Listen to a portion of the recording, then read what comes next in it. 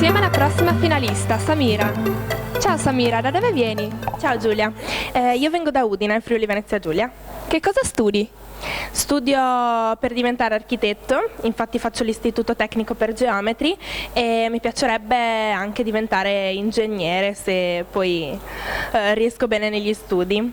Quali sono i tuoi hobby? Allora, i miei hobby sono molto differenti in quanto faccio sia sport invernali come lo sci e anche vado in palestra quasi tutti i giorni e mi piace anche andare a ballare, magari con gli amici il sabato sera. Vuoi farci un saluto? Un saluto a tutti i miei familiari e un bacione grande.